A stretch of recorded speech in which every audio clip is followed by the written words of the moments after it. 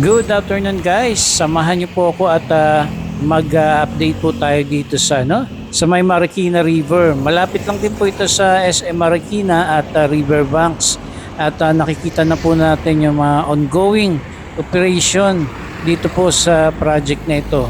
And at the same time yung pagpapabuti at pagsasaayos ng ilog ng Marikina.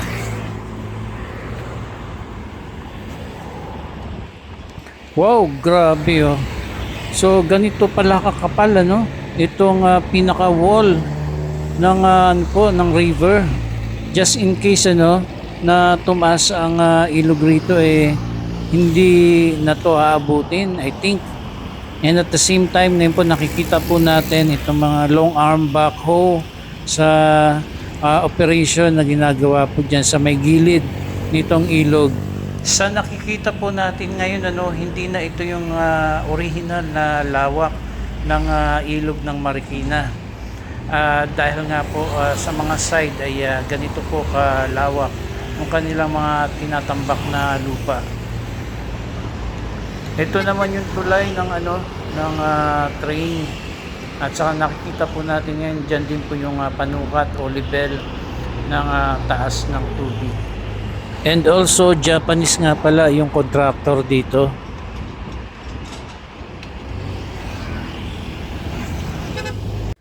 Pag matapos yung project na ito, mas malawak na yung both sides ng ilog kung saan ay pwedeng mag-jogging, pwedeng mag-biking sa lugar na ito. Noong 2025 ay talagang tayo ay nagulat sa mga balita about sa mga katiwalian sa flood control project. Pero ito po sa nakikita po natin dito yung project nito dito sa Marikina ay napakaganda po ng pagkakagawa nila. Kapag matapos na yung project na ito, hindi lamang yung flood control project na matatapos dito, and at the same time magkakaroon din ng magandang pasyalan ang ating mga kababayan sa mga lugar na katulad po nito.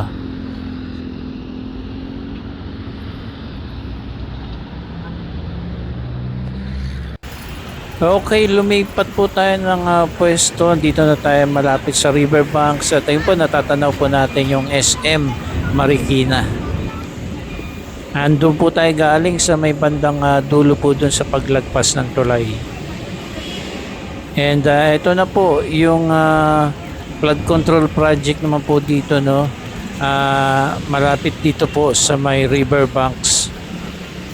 Sa ngayon po nakasarado ito, pero natatanaw naman po kasi hindi naman mataas ang cover dito, kaya natatanaw din po natin yung mga operations dito. And may mga tambak po dyan, mga graba, mga buhangin, at sa bandang unahan po naroroon po yung kanilang operation ngayon dyan sa pagsisimento ng area na yan. Ayan po so napakalaking project po na ito at darating yung time na talagang tayo pong lahat na magbe-benefits po dito dahil maayos ang kanilang pagkakagawa.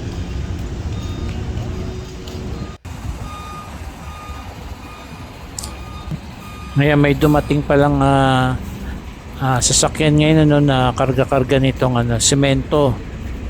Pero maya-maya punta po tayo doon sa sa pag bubuhos nila ng semento diyan sa area.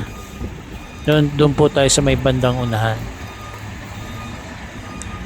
So dati-rati po ay nung hindi pa inaayos itong project na ito, talagang napakarami pong nagpupuntahan dito, nagpapasyalan kasi may malawak ditong parang pwedeng maupuan, may mga Bermuda grass o Carabao grass kung saan pwedeng mag-picnic, pwedeng mag-upo-upo, magpahinga. So sa ngayon po ay tis-tis na lamang po muna dahil nga po sa project nito. At pag natapos naman po ito tayo naman po ay makakapamasyal din dito at makakapagpahinga katulad po ng ating ginagawa dati sa lugar na ito. Okay, diretso na po tayo doon para makita po natin yung operation na ginagawa nila ngayon.